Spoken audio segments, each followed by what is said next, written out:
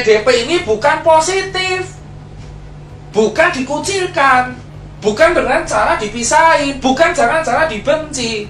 PDP ini adalah pasien dalam pengawasan yang menunggu hasil. Kayak saya kemarin masuk rumah sakit, saya gejalanya 3 yang memenuhi: batuk, demam, baru 1 hari demamnya, dan riwayat kontak dengan red zone. Ternyata di hari kedua gejala saya sembuh. Saya langsung turun status jadi ODP. Di rapid saya pertama kali saya negatif. 7 hari kemudian saya di rapid negatif, saya keluar. Sambil nunggu, nggak perlu nunggu swab kalau misalkan rapid 2 kali dalam 7 hari itu negatif terus. So PDP itu bukan pasien COVID. PDP adalah pasien dalam pengawasan yang gejalanya mirip COVID, tetapi tesnya belum keluar atau tesnya pun negatif. Maka dinamakan PDP. Lah terus kenapa harus dikarantina? Ya karena tesnya belum keluar. Kalau tesnya udah keluar, ya kalau tesnya udah keluar dan negatif, dia keluar di rumah sakit. Contoh kayak Wisma Atlet. Tadi dokter TNI dari Wisma Atlet mengatakan ke saya, kalau misalkan PDP ini udah sembuh, negatif semua, dia keluar suruh karantina mandiri di rumah, jaga-jaga tidak menularkan. Ini PDP. So kalau ada kemarin masyarakat pemberitaan ODP ditolak, ODP diusir, PDP diusir, itu memalukan. Itu memalukan. Itu bukan pasien positif. OTG pun dia positif tapi gak ada gejala. Mereka akan aman kalau dikarantina mandiri. Nah kalian sebagai warga itu harusnya membantu, ngasih makan tiap hari, diorderin Gojek, nanti ditransfer. Jangan malah diusir. Nah terus siapa Mas Tirta yang harus dikarantina di rumah sakit? Yakni pasien yang tegak positif COVID dan bergejala. So kalau ada berita, Mas, teman saya positif COVID kok disuruh pulang? Karena nggak ada gejala. That's the meaning of carrier or OTG. So dia dikarantina mandiri di rumah karena nggak ada gejala. Kalau orang-orang yang nggak ada gejala dan positif COVID dikarantina di rumah sakit, ya tempatnya malah jadi penuh. Rumah sakit itu untuk orang triase merah, untuk orang triase merah yang bergejala dan PDP kuning yang bergejala, sehingga mereka harus disembuhin dahulu.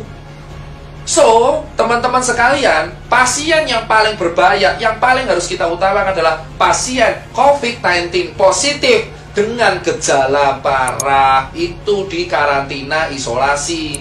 So, yang dikarantina berarti ada 2 di rumah sakit, yaitu PDP, yaitu pasien bergejala tapi belum tegak diagnosanya COVID karena gejalanya doang, karena hasil belum keluar, dan pasien yang tegak COVID dengan gejala.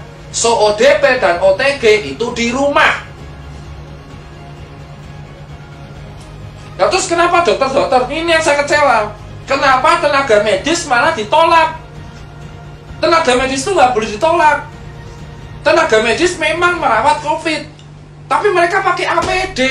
Mereka tuh mau copot APD cuci tangan. Kenapa kalian singkirkan? Kenapa kalian kucilkan? Itu tolong coy, ngucil-ngucilin orang-orang tenaga medis. Dia manusia, dia itu penyelamat. Di Cina, orang tenaga medis masuk ke rumah dikasih bunga, dikasih surat. Di sini ada orang curhat tiap hari, pasti ada.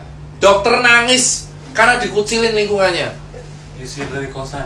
Diusir dari kosan. Mereka ini statusnya dokter, itu ODP. Mereka punya riwayat kontak dengan pasien positif, tapi mereka nggak bergejala. Dan mereka juga dites rapid tiap hari, Bapak. Tiap 7 hari mereka tuh tes rapid. Kalau sudah positif dia dirumahkan. Sistem jaganya tenaga medis itu 14 hari off, 14 hari on. Jadi 14 hari jaga, 14 hari off turun. Jadi mereka itu bukan orang yang aib gitu loh Pak.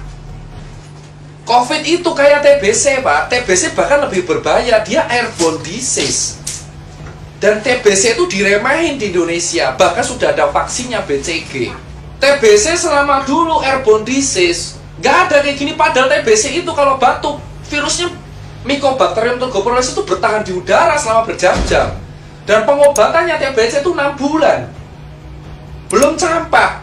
Tapi kenapa COVID dianggap aib, tapi TBC enggak? Padahal lebih parah TBC. Saya penderita TBC, 10 bulan saya baru sembuh. Usia 8 tahun sampai 9 tahun. So, buat teman-teman semua, tenaga medis itu memang masuknya ODP. Tapi bukan dijauhin, karena mereka juga cek tiap hari. Kalau ada gejala, mereka PDP di swab negatif. Sampai mereka negatif, mereka dirumahkan kalau mereka udah ada gejala. Dan mereka tuh dokter, mereka tahu, mereka nggak bisa nularin ke orang. Mereka harus jaga diri mereka sendiri.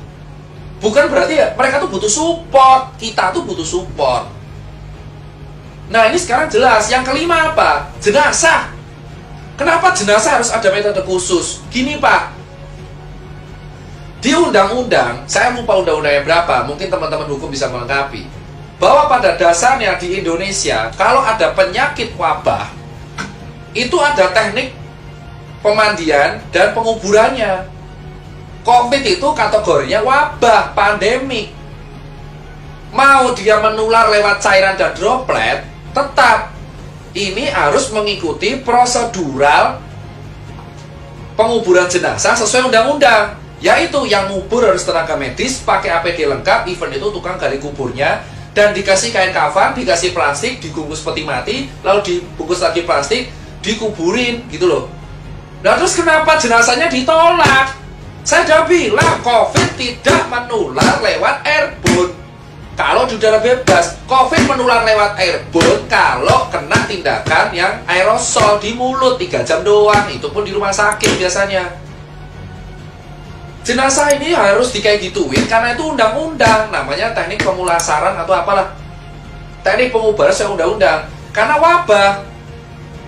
Dan yang paling bisa kena itu ya tukang kuburnya.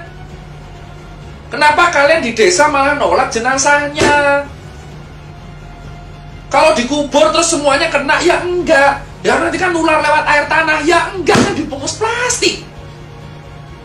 Itu jenazah dibungkus plastik, terus dibungkus lagi sama peti, terus dibungkus lagi sama plastik lagi. Kenapa ditolak? Itu orang meninggal, udah kena musibah, dan mereka sudah dikubur sesuai standar. Kantong jenazah juga dikasih kantong jenazah. Kok kalian takut banget sama orang yang udah meninggal? Harusnya didoakan, jangan ditolak. Kemarin saya dapat video jenazah dilempar-lempar itu ambulan karena gak izin kampung. Terus ngapa? Wong udah dikuburin sama tenaga medis. Ini ya jenazah dibungkus plastik, kasih kantong jenazah, masukin peti, petinya bungkus plastik, yang ngubur tenaga medis pakai APD semua. Terus kenapa kalian takut? Itu nggak nular lewat airborne. Yang bisa nular itu adalah dropletnya.